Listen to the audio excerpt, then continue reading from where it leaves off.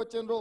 తప్పకుండా ఎక్కడైనా గ్రామాలలో ఎక్కడైనా పట్టణాలలో ప్రభుత్వ భూమి ఒకవేళ అందుబాటులో ఉంటే తప్పకుండా తాట్లు ఈల్తలు పెంచడానికి భూమిని కేటాయించడానికి ప్రభుత్వానికి ఎలాంటి అభ్యంతరం లేదు. తప్పకుండా దిశగా ఆలోచన చేస్తామని చెప్పి ఈ వేదిక మీద నుంచి మాట ఇవ్వడం జరుగుతుంది.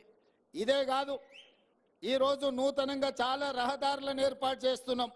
ఆ రహదారుల వెంబడి కూడా తాటి చెట్లు ఈత చెట్లను పెంచే విధంగా ఈ సంవత్సరం 75వ వన మహోత్సవాన్ని ప్రభుత్వం ప్రతిష్టాత్మకంగా చేపడుతుంది. అందుకే నేను excise commissioner and excise minister Jupally Krishna Rao గారికి ఆదేశాలు ఇస్తున్నా. రాష్ట్రంలో ఎక్కడ చెట్లు పెంపకానికి సంబంధించి ప్రభుత్వం చేపడుతున్న కార్యక్రమాలలో తాటి చెట్లను ఈత చెట్లను కూడా విధిగా ఆ చెట్లను పెంచే విధంగా మీరు ఫారెస్ట్ అండ్ ఎన్విరాన్మెంట్ డిపార్ట్మెంట్తో కోఆర్డినేట్ చేసి మన శాఖ నుంచి కూడా వాటిని ప్రోత్సహించే విధంగా చర్యలు తీసుకోవాలని నేను వారికి ఆదేశాలు ఇస్తున్నా. ఇదే కాదు, గ్రామాలల్లో చెరువులకు సంబంధించి చెరువు గట్ల మీద తప్పకుండా విధిగా తాటి చెట్లను ఈత చెట్లను పెంచండి.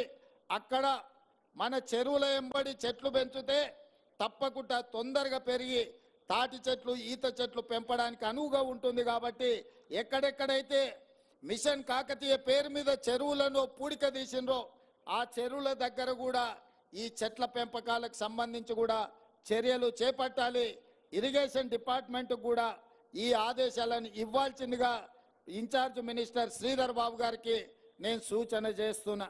ఎక్కడైనా ప్రభుత్వ భూమి ఉన్నా, ఎక్కడ రహదారులు ఉన్నా, ఎక్కడ చెరువులు ఉన్నా, ఎక్కడ సాగునీటి ప్రాజెక్టులున్నా, ఎక్కడైనా సాగునీటి ప్రాజెక్టులకు సంబంధించిన కాలువలను మనం ఏదైతే ఏర్పాటు చేస్తున్నామో ఆ కాలువల గట్లెంబడి కూడా తాటి చెట్లను ఈత చెట్లను సాగునీటి ప్రాజెక్టుల దగ్గర కూడా తాటి చెట్లను ఈత చెట్లను పెంచే విధంగా మన ప్రభుత్వం ప్రత్యేకమైన ప్రణాళిక తీసుకోవాలి. దీనికి సంబంధించిన కార్యాచరణను కూడా శ్రీధర్ బాబు గారు మిత్రుడు ఇతర అధికారులతో మాట్లాడి ప్రభుత్వానికి ఒక నివేదిక తీసుకొస్తే తప్పకుండా ఈ కుల వృత్తిని కాపాడడానికి అవసరమైన చర్యలు చేపట్టడం జరుగుతుంది అని చెప్పి నేను ఈ వేదిక మీద నుంచి విజ్ఞప్తి చేస్తున్నా. ఈరోజు మిత్రులారా, ఉద్యోగ ఉపాధి అవకాశాలు ప్రతి వాళ్లకు ఉద్యోగ అవకాశాలు రాకపోవచ్చు, కానీ కుల వృత్తులను చేతి వృత్తులను బలోపేతం చేసి వాళ్ళకు అవకాశాలు కల్పిస్తే ఆ కుటుంబాలు ఆర్థికంగా నిలబడతాయి. ఆ కుటుంబాలు ఆర్థికంగా నిలబడితే వాళ్ళ పిల్లలను చదివించుకోవడానికి అవకాశం ఉంటుంది. వాళ్ళ పిల్లలు ఇవాళ మా గౌడన్నలు కానీ, మా చేనేత కార్మికులు కానీ, మా అదేవిధంగా రజక సోదరులు కానీ ఇవాళ వడ్డెర్ల నుంచి మొదలు పెడితే ప్రతి వాళ్ళు వాళ్ళ పిల్లలని బాగా చదివించుకోవాలని ఆలోచన చేస్తున్నారు. అందుకే నేను కుల వృత్తులు చేతు వృత్తుల మీద ఆధారపడ్డ మా సోదరులకు నేను విజ్ఞప్తి చేస్తున్నా. పిల్లలను బాగా చదివించండి. మీ పిల్లలు, మీరు మీ తాతలు మీ ముత్తాతలు కుల వృత్తిని నమ్ముకొని బ్రతికిండ్రు. ఆ వృత్తి తప్ప మీకు ఇంకో వృత్తి రాకపోవడం వల్ల ఆర్థికంగా దెబ్బతింటున్నారు. కానీ మీ పిల్లలను తప్పకుండా ప్రతి కుటుంబంలో మీ పిల్లల్ని కుల వృత్తికి అంకితం చేయకుండా వాళ్ళను బాగా చదివించండి. వాళ్ళు డాక్టర్లు, లాయర్లు, ఇంజనీర్లు, ఐఏఎస్లు, ఐపీఎస్లు కావాలి. ఈ తెలంగాణ రాష్ట్ర పునర్నిర్మాణంలో భాగస్వాములై శాసనాలు చెయ్యాలి, శాసనసభ్యులు కావాలి, చట్టాలను చేసే స్థాయికి వాళ్ళు ఎదగాలి. అప్పుడే పాలితులుగా ఉన్న బలహీన వర్గాలు పాలకులుగా మారుతారు.